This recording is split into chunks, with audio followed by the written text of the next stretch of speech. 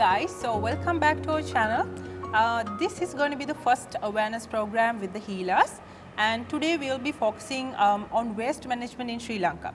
So as you all know, waste management and disposable waste has been a problem all around the world, and one of the remedies actually is to solve this problem would be to have an efficient waste management system installed in the country. So we will be focusing on that, and we have the perfect individual to talk about that, who has been a prominent character in a lot of projects, considering waste management in Sri Lanka. Vinuri? Yeah, so the waste management system of a country is of crucial importance. So today we have invited Mr. Hasanka Padukka to address this issue. Let me introduce to you who Hasanka is. Hasanka Padukka is a social entrepreneur. He himself with 3 other co-founders founded Thuru.lk. Hasanka Padukka and Heminder Jayavira are co-founders of Zero Trash in the year 2019. He is also the CEO of Vibhava Solutions. Hasanka is a trained professional in the International Visitor Leadership Program in the United States of America. He is a gold award holder of the Duke of Edinburgh Award. He has also taken part in the Kotiak Vatina Adahas episode season 2. Along with managing everything, he is currently serving as a national training panel member to the National Youth Award Division. And also I should mention that Hasanka is a very humble character. Anybody can work very easily with him. Along with that, we are very proud and humble to have you here with us at the Healers today, Hasanka. And thank you very much for asking me to come on the Healers first episode. Great. Yes, and so Vinuri was right. He's very humble and he's been very helpful towards us, our program planning of the series, the episode. He has been very helpful. So Hasanka, tell us a little bit about your journey as a social entrepreneur, and also as Vinuri has mentioned, you have been involved in a lot of programs. So also mention a little bit about what actually motivated you to, commit your time and effort like this. Right. So everything starts from schooling. So Prince of Wales College, Moratuwa, where I had my primary, secondary education, and then I went to Rajarat University and did a 4-year business management degree, and then moved into different corporates, retail sector and communication sector, which I possess the right sort of skills and competencies to do everything of this. That was a real genuine training ground which I was saying. So I saw many more problems, right? In order to address these problems, I needed right people in my side. So I picked and I had right team with me. So with that right team, I managed to co-found many more initiatives which address the grand global challenges, like deforestation. So deforestation, we introduced a platform called Thuru, which comes with an app, and we build the total ecosystem with that. And we saw the next big problem is the trash issue, the waste management part. Okay. So we developed Zero Trash. So what motivates me to do these things? Simply, one person will sleep 1/3 of his entire life. Right. So I have, it's like 2/3 to do every stuff. So I am now on my 30s, so I don't know how long I have to be in this world. So if you multiply the months, I just have very few months to go. So I need to do an impact. Definitely. That's the whole purpose of being a social entrepreneur. And the most important thing is, like, none of these initiatives are bound with grants or donations. They are resilient with the self-sufficient revenue generation modules. That was the thought process.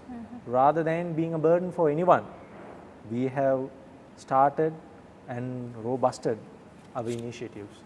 So that really makes me motivated to do many more initiatives in very linked domains like environmental, waste management, etc. Great. So, Hasanka, let me draw a scenario to you. The moment I step out of my house into the street, the first thing I might see is a used toffee wrapper lying on the street, or a plastic bottle down the drain which is been washed by rainwater. So, this incident is very unfortunate, but it's been familiar. It's a familiar thing to my eye, as it is a familiar thing to me, and it is a familiar thing to most of the citizens in Sri Lanka. People have stopped questioning why it is there. People have stopped questioning as to how it came there and how we can, what we should do to prevent it from coming there. So, this is a major issue in Sri Lanka, as what I see as a citizen. So, what do you think about the waste management system in Sri Lanka at the present moment? So, first thing is like every one of us in a system. So, now everyone knows the system doesn't work that effectively and efficiently. That's the issue. System works. So, we see many more government bodies, provincial councils, they act against these plastics. And meantime, we see 21 million of people doesn't have the right attitude. Definitely. That's the main thing. Yes. So, you finger someone else asking True that enough. system is not working. Why can't we change the system? It's only a matter of us who decide and have a conscious approach to change my waste management habits. Exactly. If I act responsibly, so then the government and the other organizations will feel very easy to cope up these things. So that's it. Yeah, it's true enough. First, the change has to start with us, not with them. Definitely. So if things are working there, so then the system has to reverse their way forward and adapt to the right way of proceedings. Yeah. So I think our education system has to have more focus on bringing awareness about waste management, trash, about what is recyclable, what is non-recyclable, and the knowledge pool, the universities, the scientific people, scientists, and innovators, they need to come up with more solutions. How good we address certain user scenarios, like for an example, how do we recycle PET? How do we recycle HDP, high density poly? Something like that. So solutions is there. First thing is we need to trigger it within ourselves, and then if we have the system running, then I think probably with few more years, so Sri Lanka would be able to manage this waste management thing. Definitely. We see many more countries Yeah. has completely done that. Exactly. Why That is can't the Sri thing. Lanka do? Yeah. So it's with us. The one thing is like 21 million has to be conscious. Yeah. What do you think about the recycling centers in Sri Lanka? Are there any recycling centers, and how efficient are they? So in this industry, there are many more parties, stakeholders. If you see like there are people who do recycling in Sri Lanka, and that industry is huge, right? But yet to grow. Yet to grow. And also there are more than, would be approximately 4,000 to 5,000, I would say, NADA shops, Bhotal Patrakarya, but Yeah. these are the people who really plays the major role, Major role. right? So I would like to call them as the recyclable item collectors, right? So, and there are certain people who are like recyclable transporters. So these characters are there in this domain, and I'm sure that they are doing a fine job, but there are many more things to do. So it has to grow to the next level.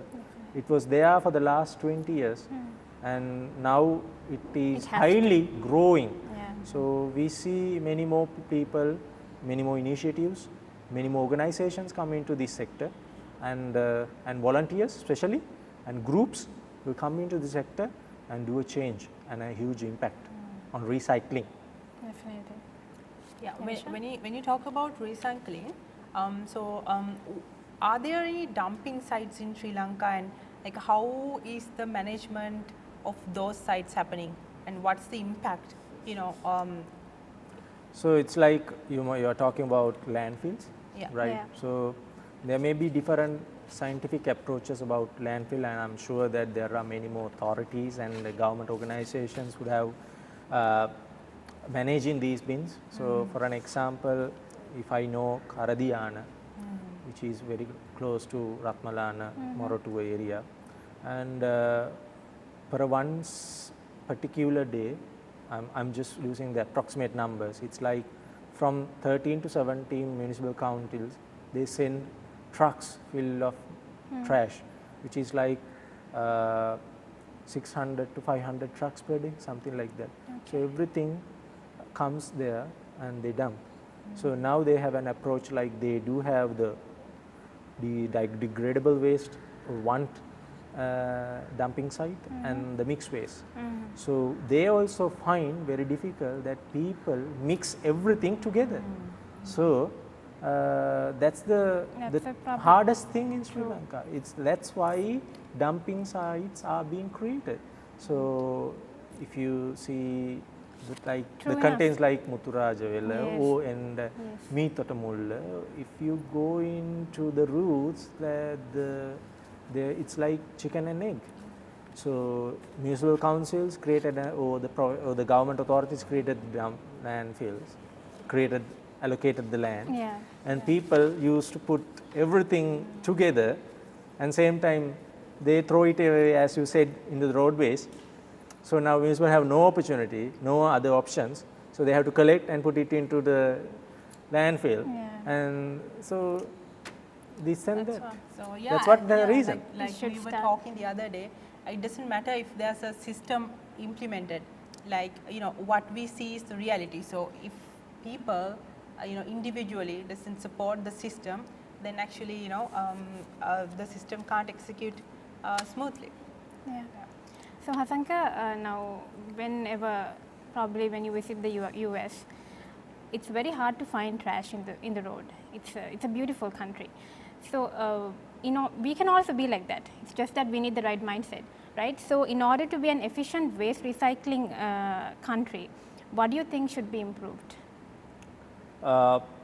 Few things are there I think can highlight. The first thing is like we still pursue the material value for plastic and other recycled items. We have not calculated the negative externalities which brought through these plastic items, waste or the trash. So if you calculate all these things, if you closely monitor what sort of impact this brings to marine life, what sort of impact to the air, what sort of impact to the soil and the waterways, everything. So then we will, and also the illnesses, right? The health and safety. So then there needs to be a proper system to value against all these externalities and set the value of the material into something higher. And then I'm pretty sure that these plastic items or anything waste will not lie down in the streets. People will collect those things and bring down to recycle centers and make extra money out of it. So that's the really system works. So if you go to many more countries, they have these ethical polluter policies, principle, something like that. So it's like we are brilliant in sales. Definitely. We can sell any water bottle, any soft drink, any food item down to the roots of the village throughout Sri Lanka. What lacking is we don't have the proper system to collect all these trash, reverse back to the warehouse. Definitely. That's true. So reason, the value after consuming this product, this trash item is very less. So people will not think twice to let it go. So if we set the right price, Either we charge from the customers. This may be more contradictory, but either we charge from the customer from the sell input, either the producer will bear the additional cost, or there will be any government intervention in terms of regulations, some logistic approach, what you call legal approach. So that's the issue. If you fill this gap, I think there will be a huge demand. Definitely. Plastic will be very the rarest item to figure it out. So and it makes many more opportunity to empower people. We can empower people, and they have been additional income levels, sources for them. Income distribution. Yes, Right? It will so it's increase. like that. Yeah. So let's take that circular economy and gig economy approach. Right. So you seem to have like a knowledge on the practical aspects of how to solve this problem. So you are a co-founder of Thuru.lk and Zero Waste Management. Zero Trash. Yes, Zero Trash. And to give you an idea, we will definitely talk about Thuru.lk in a different series because that's a huge program.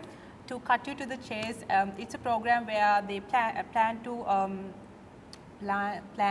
plant 2 million trees in the country, right? So how have these projects helped these issues? I mean, how are you actively involved through your projects solving these problems? So in terms of Thuru, Yeah. what we really do is like we have done a platform to people to trace down, record their individual contribution against reforestation. Right. I can trace down what sort of trees you have planted, where you have planted, in which day, on what day you have planted, and the image and the geographical locations out of that. That's about Thuru. Same time, I can identify, as you have done a wonderful job to the Mother Nature, so why can't I reward you? That capability is also there with Thuru. So I can trace down your contribution and reward you. Yeah. So that's it about Thuru. Yeah.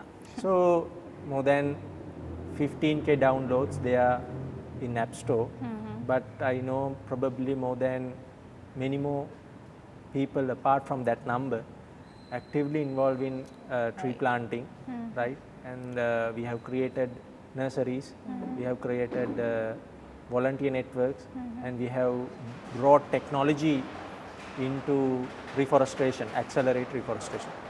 As Thuru, what we believe is like bringing awareness among 2 million Sri Lankans. Yeah. And then if you plant a tree and tag your friends in Facebook, posting that about your newly planted tree, Right. the closest circle is more than 10 people. So they follow you as an opinion leader. That's So a let's great talk way to to the spread mass market. awareness. Yeah. If you have the right-minded 2 million people, that's about Thuru. So objective is like plant 2 million trees by 2020. We are far behind numbers, but I'm really believe that there's a tipping point where people believe that we need to plant trees and we have to engage on this thing. Yes. Now we see Amazon, Allah, and many more other places. We have wildfire. Yeah. So, and the deforestation rates and very more things. Yeah. I think at the moment people are like more aware of the issue also, and they will be more engaged in the future. Maybe your So this numbers will is go the up in high time. Definitely. This is high Yeah. time. If it is not the high time, Yeah. Then and we are yes, almost That's true. run out of time. Yeah. So that's about Thuru. That's about Thuru. Yeah, and Zero Trash. Zero Trash. So this is another citizen-driven approach. It's like I, as a citizen, it's my responsibility to do what I can do. Yeah. So with a zero investment, what I have done is like, even though irrespective of co-founder, irrespective of the CEO, irrespective of many more a member of many more initiatives, I became the garbage collector. So this is the reverse part. So other initiatives like you set the app and you go to the market and you ask people to come. Here what we have done is the reverse thing. The design thing was like, first thing is to identify the right problem. So let's identify the right problem.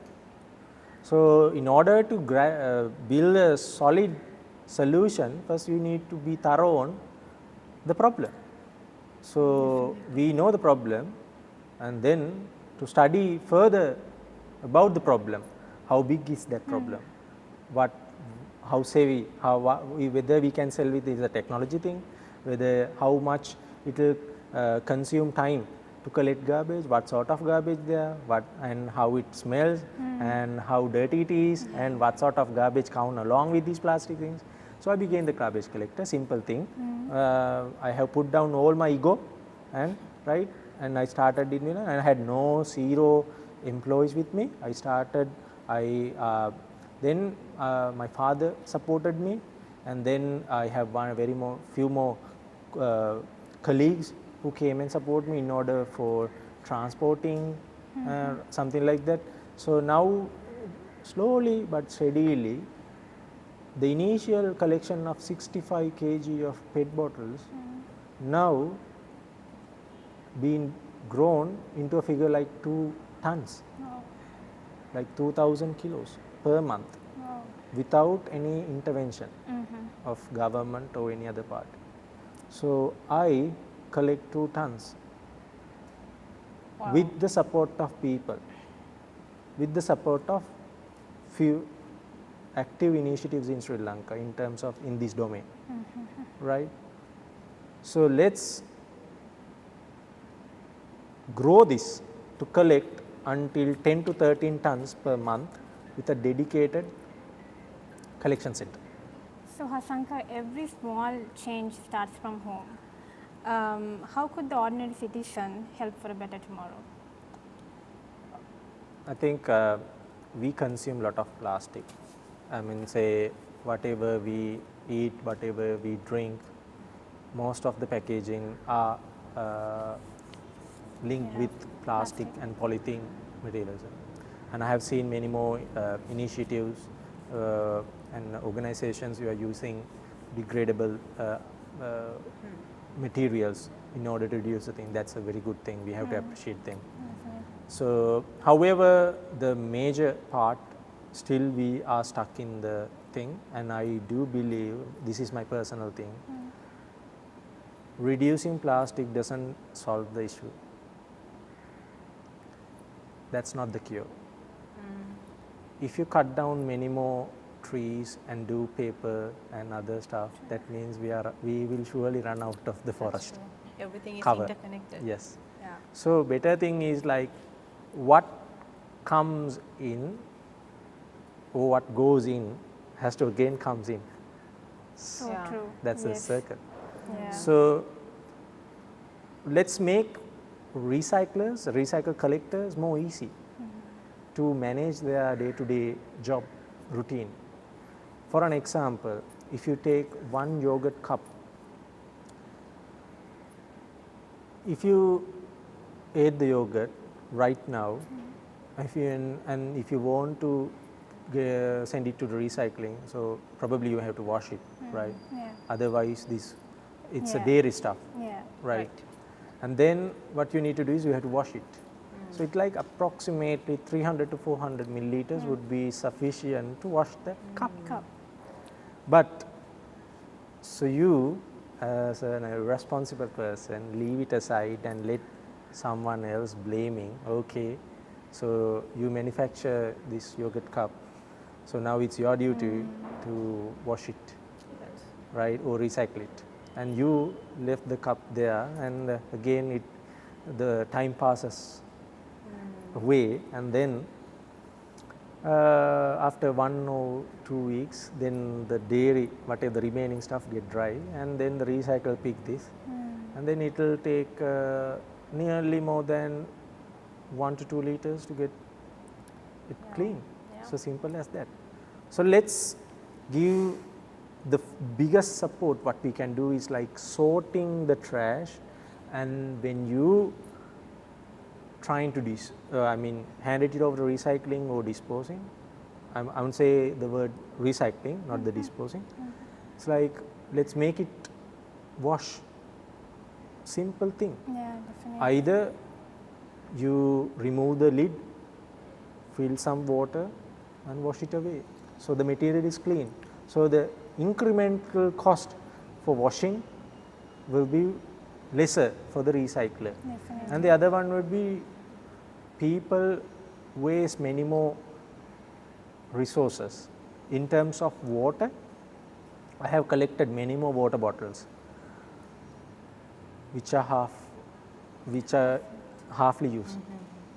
That is, people, it's like one 500 milliliter water bottle costs just 35 to 75 rupees, something like that in between. But people have one or two sip, right, and keep the bottle there, right, ignoring that you are wasting the resource, right. There are many more people even in Sri Lanka have the assets, have the purified water, but now we are wasting purified mineral water, right. It doesn't matter whose pocket was getting empty. It's a matter of that we have a limited resources. All in the fundamental of economics is like we have the economy, the resources we have a scarcity, a problem. So now we are spending just $100 and we are wasting stuff. That's true. So that's the second message I have to give. Don't waste resources. That's First one is like make it clean, right? Don't put any trash or other stuff there in the container. And then the second message is don't waste resources, right? If you don't want to waste, if you don't want to have that thing, if you want a small shiny sip or two, just manage your thirst and then let that resource be there. Someone will and grab that. And the third one would be sorting. So personally, I have not learned the how to classify what is the classification of trash in terms of plastic. I learned that thing very recently. What is P1? That is single use plastic called PET. What is P2? That is HDPE. What is P3? What is P4? LDP. What is P5? PP.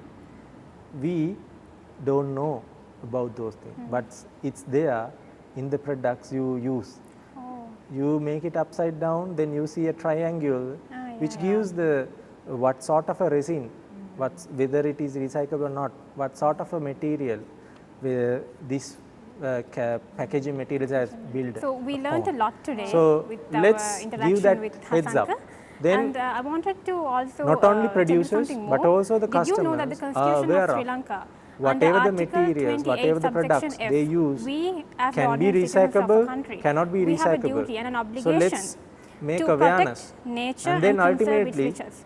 So it's in so our we know the constitution saying that itself. customer is the so king. you act like a responsible If this citizen, king because this is not pressures something the anybody should actually teach producer you to, because you are that even obliged your by product law has to be to act as a recyclable, responsible made out of citizen recyclable. under Article So 28 that's F. how it. So customer is the Iresha? king.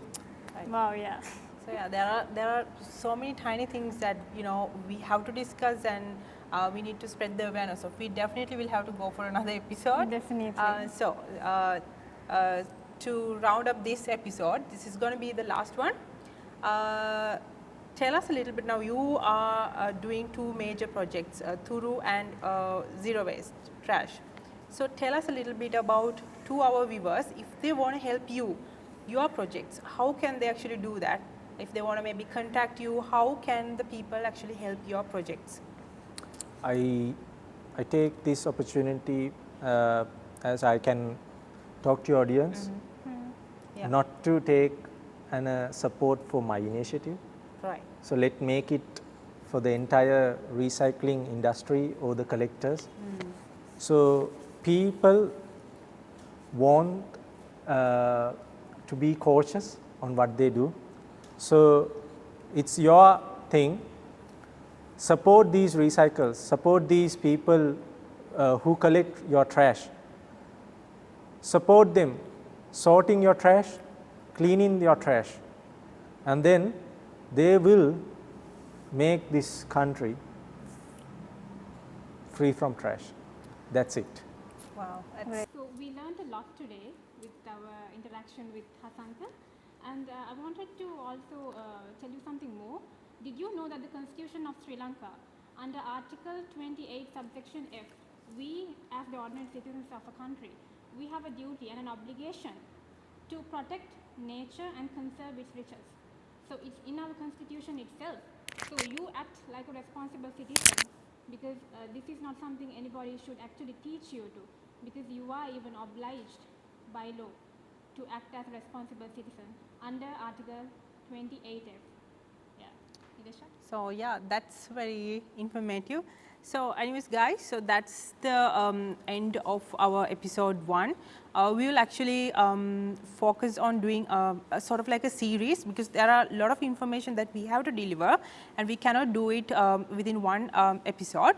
So this is the end. So make sure you let us know what you think in the comment section below. Make sure to subscribe to our YouTube channel, and if you have any great ideas, you can always contact us, and you can always be a part of our team.